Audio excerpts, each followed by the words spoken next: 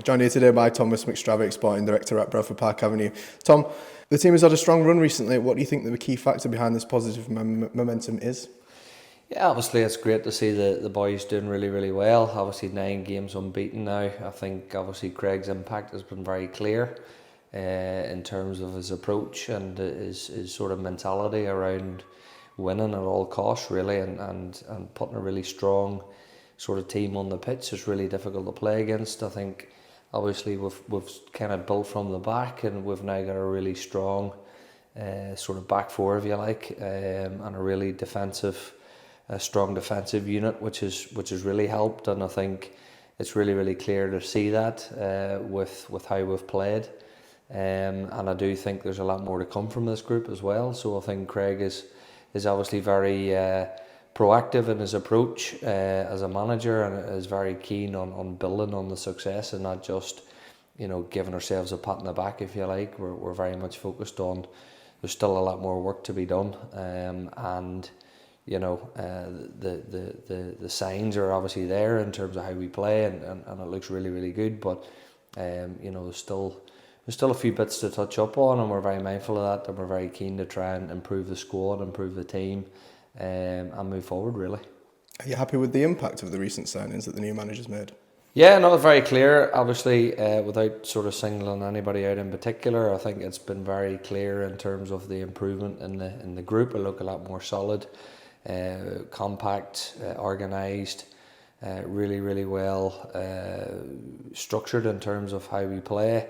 It's very clear. I think the boys obviously the other players have really picked up as well. They seem to be playing with a lot of confidence, and obviously winning breeds confidence, and it's a good habit to be in. So hopefully we don't break it, and we keep on this forward trajectory really, and keep the momentum going. I think there will become a time, obviously, whenever we don't particularly play well and we don't pick up the results that we would like. So it's really important that everybody remains sort of balanced in terms of their view and their outlook on expectations.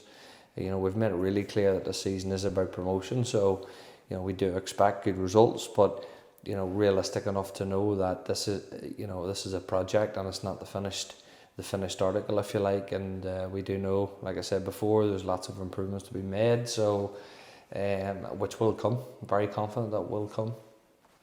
Changes to the coaching staff as well, also from new manager Craig Elliott. What do you think of the new additions? Yeah, absolutely brilliant. I know Craig was very keen to get John involved really from day one, to be honest, and obviously as somebody who's worked with before, so somebody who comes with a really strong CV, somebody who knows the game, somebody who can sort of challenge the environment, come in and give his own opinion on things. So we're always constantly looking at how can we improve what we do here. It's not just a case of saying, yeah, things are going well, so let's just keep it ticking over. We really want to drive it forward. So somebody of John's experience and background will really help us in that regard. So really keen to see what the changes will be over the next sort of few weeks, and the improvements, and I know Craig's very pleased with being able to get somebody of John's calibre into the club. From your perspective, what's your standout moment from this unbeaten run that we're on now? It's a difficult one, really. I mean, I think the Emily game, to be honest. I think, although we drew the game, and of course we want to win, particularly at home, I think the reaction from the fans at the end really signifies the change that has happened this season, and in particular the last couple of months. And to get a standing ovation and a really appreciative response after the game from the supporters was really pleasing to see. And it's in contrast to what we had to endure last season, really, and previous seasons where things have been really difficult. And it was really good to see. So it shows that there is momentum, the tide is turning, people are starting to believe in what we're doing, and that comes through results, of course. But I think moving forward, it looks really strong for us. How can the club continue to build on the unbeaten run? Keep winning, keep that mentality strong, keep the sort of mood within the camp strong, keep it balanced. We need to be realistic that we're not going to win or remain unbeaten forever. So, that is going to come at some stage, hopefully not for a while yet, but, we need to be strong and together, in the knowledge that will come, so that we can bounce back even stronger. And like I say, having a look at every single day, everything that we do every day, every strand of the club, having a look at that. How can we make that better? How can we make it more efficient? How can we support the first team and the manager as much as we possibly can? And changes are happening, and changes have happened, and they will continue to happen at the club throughout, because I'm looking at every single thing that we do and trying to make everything better. So that's what will help us continue to go on a strong run, really. The little bits behind the scenes that people really don't see. Are there any plans to expand the community initiatives like the recent 1907 Business Club and the girls' football sessions? Yeah, it's a huge focus going into the community aspect of the club. We're having a look at changing the structure of the club's official charity, which is the Horsfall Community Trust, and trying to sort of make it more relevant to the football club, to be honest, and looking at some investment to go into that as well, to really drive forward the community aspect, because my challenge and our challenge here, everybody that works at the club, is to make the club sustainable, and one way of doing that is to have more fans. I think it's really important to have a really longer term view in terms of how we can grow the fan base. One way of doing that is obviously to win football games, and then the other way is to connect with the community.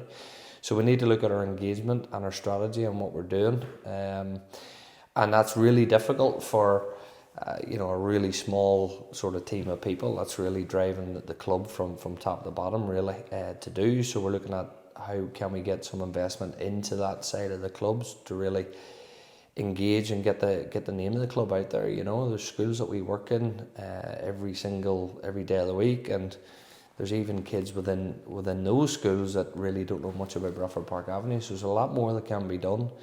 What we have done is increased the community activities over the last few years, but we're very mindful of the fact now that it really does need to be ramped up, and there needs to be a hell of a lot more work done so we can promote the club to a wider audience and get people engaged in the club so we can grow the fan base.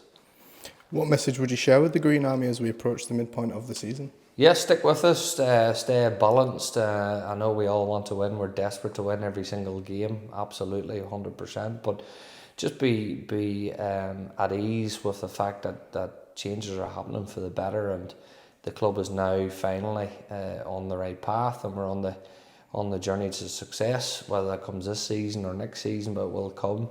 And it's not going to be easy.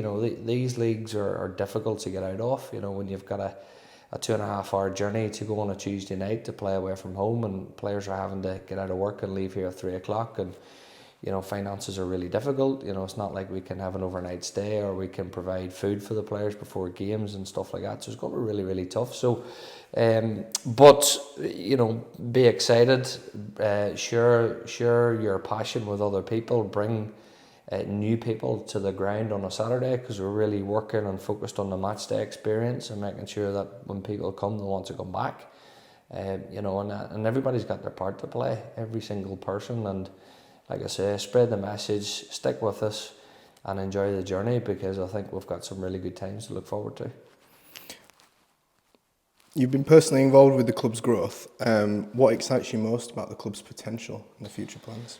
That's endless, really. If you look at Bradford as a city in terms of population, it's on a par with Sheffield, and look at what Sheffield have and the two clubs that they have. The two professional football clubs that they have. So there's no reason why Bradford as a city can't sustain two sort of big football clubs, if you like. Our challenge is to how can we put ourselves in a position where we're getting more people to come and watch us, and people who throughout Bradford are connected to the club or know about the club. And that's the challenge, really. How can we make the club sustainable but successful at the same time? Not by being silly with our money, by being really prudent, making sure that we spend every single penny as best as we can, and we're getting value for money throughout the board, really. Making sure that we're making the most of our revenue streams, and we're not perfect in that sense at the moment, so we've still got a lot of work to do on that side of it in terms of sponsorship, commercial deals. I'm having a look at absolutely everything at the minute and seeing how we can get best value for money. Can we get better deals elsewhere? Because if we can, that's where we're going to go. To make sure that we generate as much revenue as possible for the football club, so that we can, like I said, be sustainable. But I think sometimes people can think that word sustainable is boring and lacks ambition. I quite see it the opposite way, really. I think it's a challenge for us, and with it comes opportunity to make sure that we can be really efficient in terms of what we're doing, so we can make the most of every penny that comes into the club. And I think from what we've seen with the first team this season, we've seen good value for money in terms of the players that we've signed. We're not handing contracts out willy-nilly. People have got to earn contracts. And hopefully we've got some more news on that as well in the next few days.